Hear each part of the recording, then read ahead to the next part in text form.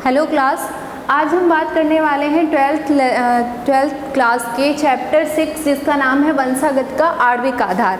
जैसे कि नाम से ही स्पष्ट है कि वंशागत का आणविक आधार क्या होता है क्या? डीएनए। क्या होता है? डीएनए। इसके बारे में हम पढ़ने वाले हैं, डीएनए के बारे में, जिसका नाम है डीऑक्सीराइबोन्यूक्लिक एसिड के बारे में। इससे पहले आप ये जानिए कि आखिर ये डीएनए पदार्थ कहाँ से लिया गया है, आखिर ये किस कोशिका का कौन सा अंग है, इसके बारे में पहले हम ये जान लेते हैं। तो हम जानते हैं कि जो आपका कोशिका होती है, कोशिका हमने आपको बताया भी था कि जो कोशिका होती है, कोशिका के अंदर जो केंद्रक होता है, कौन सा भाग होता है? केंद्रक। केंद्रक के अंदर क्या पाए जाते हैं? क्रोमैटिन थ्रेड होते हैं, क्रोमैटिन धागे होते हैं। उनके अंदर ही क्या होती हैं? सूचनाएं होती हैं, गुणसूत्र की इकाइयाँ होती हैं। तो गुणसूत्र के अंदर ही क्या होते हैं? डीएनए पदार्थ पाया जाता है। कहाँ पाया जाता है? केंद्रक के अंदर। हमने आपको बताया कि 1665 में जो रॉबर्ट हुक वैज्ञानिक थे, उन्होंने इसके कोशिका के बारे में खोज की थी। और फिर केंद्रक के बारे में 1831 में रॉबर्ट ब्राउन ने इसके बारे में बताया था। अब केंद्रक के अंदर ही ये संरचना होती है, इसलिए हम इसको जानना जरूरी है कि ये संरचना आखिर कहाँ से ली गई है। क्रोमैटिन थ्रेड जो होते हैं, क्रोमैटिन थ्रेड का ही एक जो भाग होता है, ये क्या होता है? गुणसूत्र। गुणसूत्र में क्या होता है? आनुवांशिक इकाइयाँ कहाँ स्थित होती हैं? गुणसूत्र में ही स्थित होती हैं। तो हमने यहाँ पे आपको बताया क्या बनाया हुआ है? गुणसूत्र की संरचना। कौन सी संरचना है? गुणसूत्र की संरचना। अब ये आपको दिखाई दे रही है किसकी संरचना? गुणसूत्र की।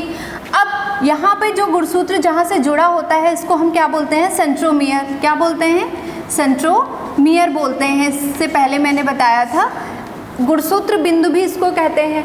अब ये गुणसूत्र जुड़ा होता है, इसी के अंदर जो धागे समान जो संरचना होती है, उसको हम क्या बोलते हैं? डीएनए पदार्थ। अब जो गुणसूत्र होता है, ये जो है वो दो प्रकार के, एक तो प्रोटीन से बना होता है और दूसरा होता है न्यूक्लिक एसिड। तो न्यूक्लिक एसिड के बारे में जब हम अध्ययन करते हैं तो वो आपका किस में आ जाता है? डीएनए के बारे में। अब ये जो डीएनए है वो कुंडलित, जो द्विकुंडलित नुमा आपको दिखाई दे रहा है, ये जो आपका है यहाँ पे। अब इसी गुणसूत्र में क्या होते हैं? कुछ प्रोटीन्स होती हैं, ये 4 प्रकार की प्रोटीन्स होती हैं। इनके नाम यहाँ पे लिखे गए हैं। कौन कौन से होते हैं? पहली प्रोटीन का नाम है H2A, H2B और H2-3 और H4। ये प्रोटीन्स होती हैं। ये क्या करता है? जो डीएनए का बॉन्ड, जो डीएनए का द्विगुणन मॉडल है, यहाँ पे प्रोटीन, जो जितनी भी 4 प्रकार की प्रोटीन होती हैं, इनको कसके इसको जैसे रस्से, ये प्रोटीन एक बॉल की तरह काम करता है। और ये जो डीएनए सूत्र होते हैं, ये क्या काम करते हैं? इस बॉल को बांधने के काम में आते हैं। तो ये इस तरह से यहाँ पे प्रेजेंट होता है ये प्रोटीन, ठीक है, जो कि डीएनए के अंदर होता है। ये 4 प्रकार की प्रोटीन होती हैं, जिनके नाम भी यहाँ पे हमने बताया आपको, H2A और H2B और H3 और H4। तो ये तो आपका हो गया डीएनए के बारे में कि डीएनए जो है वो कहाँ से, इसके बारे में कहाँ, सबसे पहले इसको कहाँ देखा गया? गुणसूत्र के अंदर, ठीक है, देखा गया। और इसमें कौन कौन सी प्रोटीन्स होती हैं। अब आइए बात करते हैं कि डीएनए की खोज के बारे में। क्या है? डीएनए की खोज के बारे में सबसे पहले फ्रेडरिक मिसर वैज्ञानिक हैं। इन्होंने क्या किया था? पस कोशिकाएं होती हैं, उसमें इन्होंने क्या देखा? डीएनए पदार्थ को देखा। अब डीएनए पहले तो नहीं पता था कि ये पदार्थ क्या है, डीएनए था। इससे पहले इन्होंने इस पदार्थ का नाम दिया था, क्या नाम दिया था? न्यूक्लिक। क्या नाम दिया? न्यूक्लिन नाम दिया था,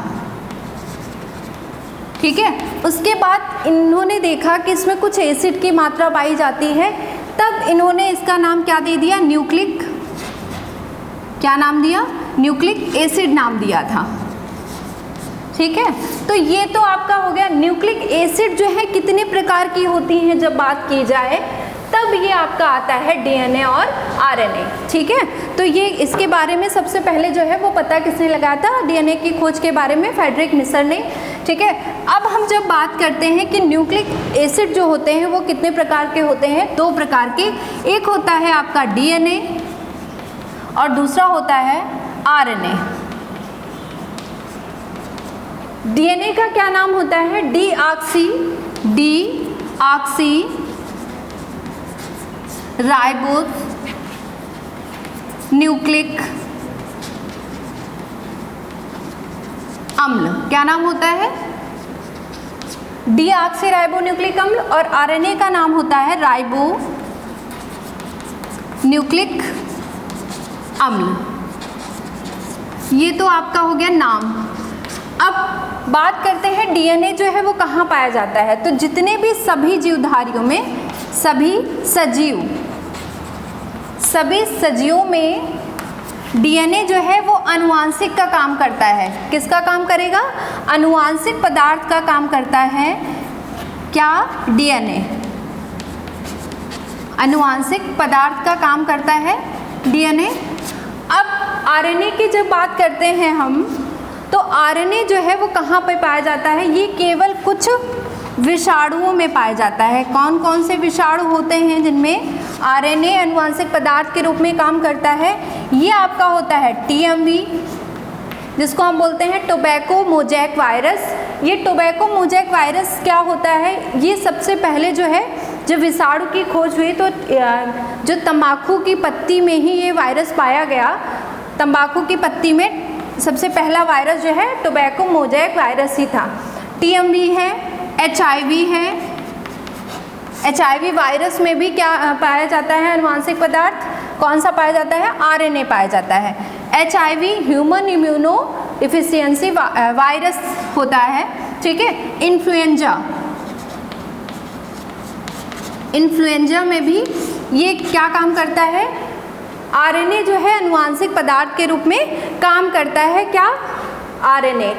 तो ये तो हो गई आरएनए और डीएनए के बारे में, जो कि कहाँ पाया जाता है? डीऑक्सी न्यूक्लिक एसिड, जिसका नाम डीएनए है, और आरएनए है राइबो न्यूक्लिक एसिड। ठीक है। तो ये तो हो गई खोज के बारे में कि ये कहाँ पाया जाता है, कि किस तरह से काम करता है। तो अब यहाँ पे बात करते हैं कि डीएनए जो है वो किस तरह से आनुवांशिक पदार्थ है, इसके बारे में खोजा किस प्रकार गया। ठीक है। तो हम यहाँ पे क्या है, डीएनए एक आनुवांशिक पदार्थ है, आनुवांशिक पदार्थ है। ये इसके बारे में प्रयोग किस तरह से किया, क्या इसमें क्या क्या कंडीशन है, ये हम आपको बताते हैं। किससे प्रमाण कौन कौन से मिले? सबसे पहला जो प्रमाण किया था, प्रयोग किया था, वो किया था ग्रिफिथ ने। ग्रिफिथ ने अपना प्रयोग किया और उस पर इन्होंने ग्रिफिथ का रूपांतरण प्रयोग, क्या था? ग्रिफिथ का रूपांतरण प्रयोग। ग्रिफिथ ने प्रयोग किया जिसपे इन्होंने क्या लिया था? स्तनधारियों में न्यूमोनिया रोग उत्पन्न करने वाले, स्तनधारियों में न्यूमोनिया रोग किससे उत्पन्न होता है? कौन सा होता है इसमें? न्यूमोनोकोकस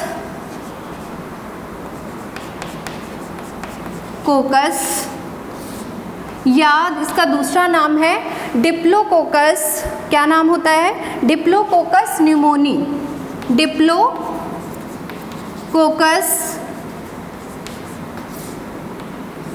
न्यूमोनी। ये बैक्टीरिया जो कि न्यूमोनिया रोग जो है वो उत्पन्न करता था। ठीक है। तो यहाँ पे ग्रिफिथ ने अपना प्रयोग किया। कौन सा नाम था इसका? ग्रिफिथ का रूपांतरण प्रयोग। किस रोग पे इन्होंने किया? न्यूमोनोकोकस। ये क्या था? बैक्टीरिया था। ठीक है। जो कि कौन सा रोग उत्पन्न करता था? न्यूमोनिया रोग। ठीक है। अब इससे इन्होंने प्रयोग किए इस पे, तो इन्होंने दो विभेद इस पे लिखे। कौन से? दो विभेद इन्होंने निकाल लिए। कौन कौन से थे? पहला था उग्र विभेद। उग्र विभेद का नाम क्या था? इसको दूसरे नाम से भी जाना जाता था एस एस स्टेन के नाम से भी जाना जाता था। इसको हम क्या बोलते हैं, वायरुलेंट स्टेन भी कहते हैं। ये पहला था जिसका नाम है उग्र विभेद। उग्र विभेद में क्या था, इससे जो इसमें आने वाले जो जीवाणु थे वो कहाँ पाए जाते हैं, कुछ जीवाणु चिकनी मिट्टी में, जिनका जो आवरण होता है चिकनी मिट्टी में पाए जाते थे। इन जीवाणुओं में जिनका आवरण काहे से बना होता था, पॉलीसैकेराइड्स, शर्करा का बना होता था। काहे से बना होता था, पॉलीसैकेराइड शर्करा का बना होता था। और दूसरा जो है ये क्या था, ये उग्र विभेद जो आपका न्यूमोनिया रोग क्या करता था, न्यूमोनिया जो रोग होता है, न्यूमोनिया रोग उत्पन्न करने में सक्षम था। क्या था, सक्षम था। ठीक है, इसके अपोजिट में जो आपका दूसरा विभेद था वो कौन सा था, आर स्टेन। इसको हम क्या बोलते हैं, आर स्टेन। या आप इसको इसलिए समझ लीजिए क्योंकि जो ग्रिफिथ का प्रयोग है इसमें इन वर्ड का यूज़ किया गया है। ठीक है, इस स्टेन और आर स्टेन। आर स्टेन क्या था, इसको हम अनुग्र विभेद के नाम से जानते हैं। आप शॉर्ट में आर स्टेन भी कह सकते हैं इसको। आर स्टेन में क्या होता था, ये जो इनमें जो जीवाणु थे ये क्या करते थे, निमोनिया रोग जो है ये पहला इनका क्या है कि इन जीवाणुओं की जो भित्ति थी वो रफ थी, खुरदुरी थी।